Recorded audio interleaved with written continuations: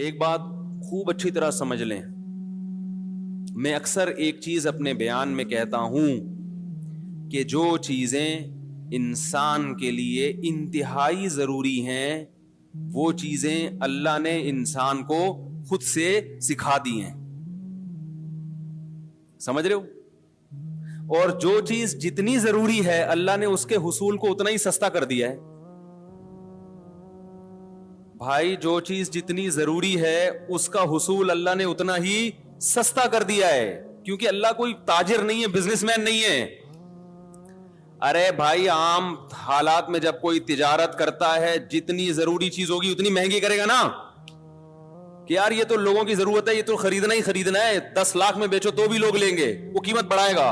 لیکن اللہ کوئی تاجر نہیں ہے، اللہ غفور الرحیم ہے، تو جو چیز جتنی ضروری تھی اللہ نے اتنی سستی کر دی، اس کا حصول آسان بنا دیا.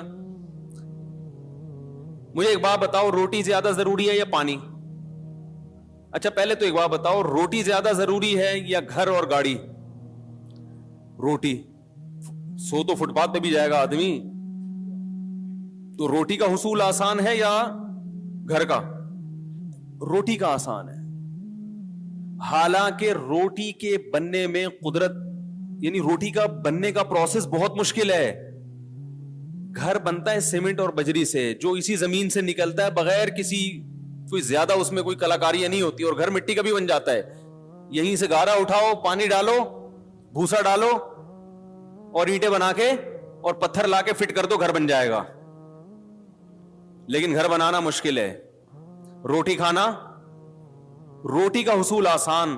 حالانکہ گندم کے بننے کا جو پروسیس ہے وہ بہت مشکل ہے، وہ تو ابھی تک سائنسدان پڑھ رہے ہیں کہ کیسے بنتی ہے. ابھی تک پورا مسئلہ وہ حل نہیں ہوا ہے کہ گندم بنتی کیسے ہے، یعنی کیا کیا عمل ہوتا ہے. پودے کو اور نباتات کو مکمل تھوڑی پڑھا گیا ہے اب تک. پانی برسے گا آسمان سے، زمین کے اندر گوبر، مٹی اور گارے کے ملاپ میں کیا کیا قدرت کی صنائی ہوتی ہے اور کیا کیا قدرتی عوامل ہوتے ہیں. اس کے بعد جا کے پودا نکلتا ہے، پھر اس میں خوشے، پھر اس میں گندم، ایک گندم سے ہزاروں گندم، پھر ان ہزاروں میں ہر ایک میں ہزاروں کو پیدا کرنے کی صلاحیت. یہ بڑا مشکل کام ہے، اس کو تو ہزاروں سال سے پڑھ رہا ہے انسان، اب تک پوری طرح سے پڑھ نہیں سکا کہ یہ ہو کیا رہا ہے. کتنا مشکل پروسیس، مگر اللہ نے ہمارے لیے بہت آسان. اللہ نے کہا یہ تمہیں نہیں کرنا، تم نے خالی بیج ڈالنا ہے، پانی برسے گا آسمان سے اور میں ہزاروں گندم پیدا کر دوں گا، کھاؤ، پراٹھے بنا کے کھاؤ. ہم نے بھی سو پراٹھا کھایا الحمدللہ. حکیم صاحب نے بولا یہ گلا صحیح نہیں ہوگا جب تک پراٹھا، میرا گلا ابھی بھی بیٹھا ہوا ہے. انہوں نے کہا پراٹھے چھوڑے، ہم نے کہا دنیا چھوڑ دے گا پراٹھا نہیں چھوڑے گا. دنیا چھوڑ دیں گے پراٹھا نہیں، کہ بھائی ناشتے کا مزہ ہی نہیں ہے بھائی. تو لیکن خیر چھوڑنا پڑے گا. ٹھیک ہے، تو کتنا مشکل پروسیس ہے، مگر قدرت نے ہمارے لیے بہت سستا کر دیا کہ ایک سے ایک ہزاروں پیدا ہوں گے. یعنی رزق کی کمی کا کوئی سوال پیدا نہیں ہوتا. اگر رزق کی کمی ہو رہی تو ہماری اپنی حماقت سے نا، کسان بیج ہی نہیں ڈال رہا گندم، یا گورنمنٹ پانی نہیں دے رہی اس کو، ڈیم ہی نہیں بنا رہی، تو وہ تو حکومت کی نااہلی ہے نا، وہ تو حکومت کی نااہلی ہے. اور حکومت ہم ہی بناتے ہیں تو ہماری نااہلی ہو گئی. تو بھائی جیسی بنائی ہے وہی چیز ملے گی، جو آپ نے جس کو اوپر لے کر آئے، جو فیصلے ہوں گے وہاں سے وہ آپ ہی کے فیصلے ہیں. تو کتنا آسان کر دیا اللہ تعالیٰ نے. گندم، آلو، پیاز، ٹماٹر 20 روپے کلو، 30 روپے کلو، 40 روپے کلو. ضروری اتنا ہے کہ آپ کے پاس اگر گھر نہ ہو آپ پھر بھی 60-70 سال کی زندگی نکال کے چلے ہی جاؤ گے. کبھی اس کے ٹھیلے کے نیچے سو گئے، کبھی فٹ پاتھ کے نیچے سو گئے، 2-3 دن نیند نہیں آئے گی آپ کو، کیونکہ آپ گدے پہ لیٹنے کے عادی ہیں. اس کے بعد نیند ایسی چیز ہے، وہ بھی ضروری ہے، وہ بھی ضروری چیز ہے نا، تو اللہ نے وہ بھی سستی کر دی ہے. اللہ تعالیٰ کہتے ہیں 2-3 دن تو نہیں سوئے گا تو میں خود ہی گن پوائنٹ پہ سلاؤں گا تجھے، بیٹھے بیٹھے پھر سو جائے گا. ہمارے ساتھ ایسا ہوتا ہے، سفر میں بعض دفعہ نیند نہیں آتی تو 2 دن ہو گئے جاگے ہوئے، اس کے بعد پھر سفر میں ہی سو جاتے ہیں. ایسا سوتے ہیں کہ پولیس آتی ہے اٹھانے کے لیے، کیونکہ اب مزید نہیں سوتا تو پاگل ہو جاتا ہے نا. تو قدرت کہتی ہے کہ نہیں بھائی یہ بہت ضروری ہے، اب یہ آپشنل نہیں ہے کہ آپ چاہیں تو سو جائیں نہیں تو نہیں. قدرت کہے گی جتنے مرضی کام ہیں جتنے اہم ترین کام بھی ہو تجھ پہ نیند پہلے مسلط کروں گا میں. اللہ نیند مسلط کر دیتے ہیں, سو جاتا ہے. بیت الخلا میں بیٹھے بیٹھے بندے سوتے ہوئے دیکھے ہم نے, بہت دنوں سے جاگے ہوئے تھے, مزدور گیا واش روم, نکل ہی نہیں رہا. آدمی کو ڈر ہوا, مر تو نہیں ہے, پتا چلا سو رہا ہے وہاں بیٹھا ہوا, 2-3 دن سے سویا نہیں تھا تو وہاں سو گیا. یہ قدرت کی طرف سے ہے نا, ضروری ہے تو آسان بنا دیا قدرت نے. تو سب سے یعنی روٹی کو اللہ نے آسان رکھا, 20 روپے میں 10 روپے میں مل جاتی ہے, اور جن کو نہیں ملتی تو صدقہ خیرات کر کے لوگ کھلا دیتے ہیں, کہیں نہ کہیں سے ہو ہی جاتا ہے انتظام. اب پانی زیادہ ضروری ہے یا روٹی؟ روٹی سے زیادہ ضروری کیا ہے؟ پانی. تو روٹی میں تو پھر بھی کسان کو چاہیے. کسان کیا کرتا ہے؟ ہل چلاتا ہے, گندم ڈالتا ہے زمین میں, پھر پودے اگتے ہیں. کیا خیال ہے؟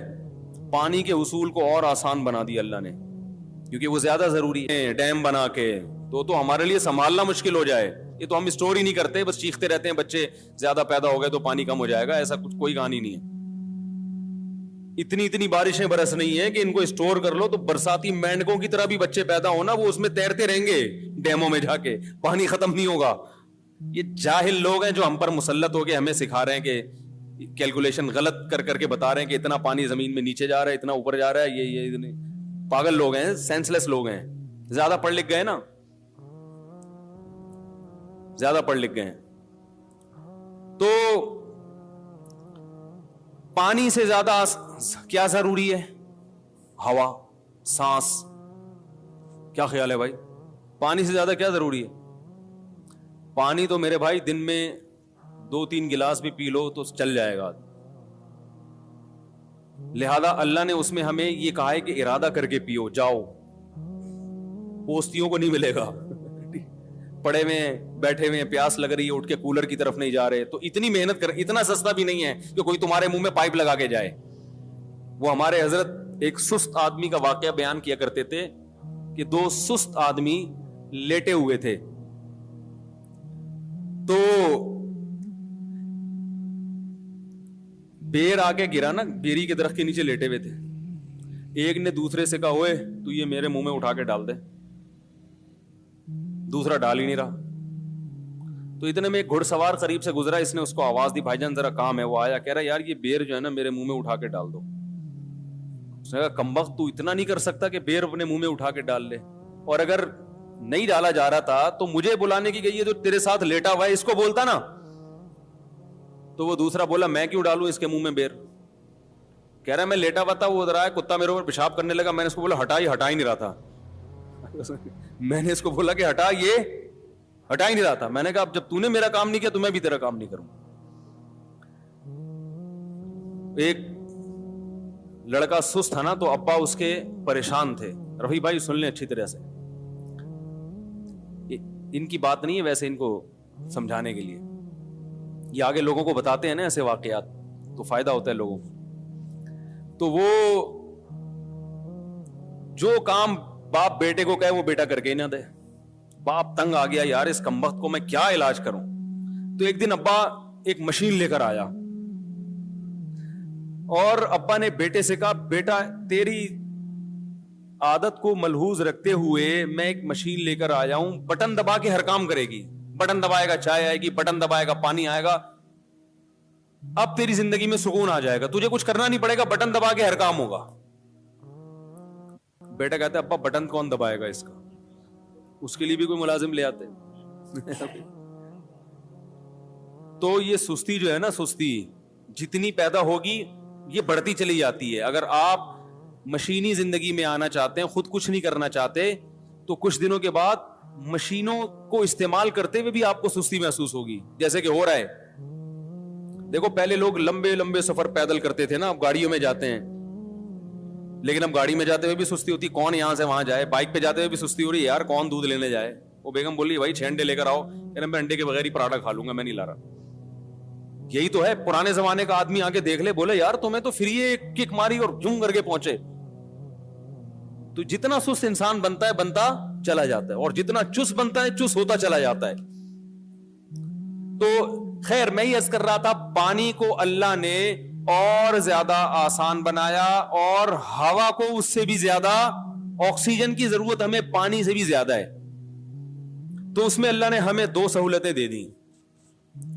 ایک سہولت تو یہ دی کہ فری پھوکٹ میں 23% آکسیجن ہوا میں چھوڑ دی.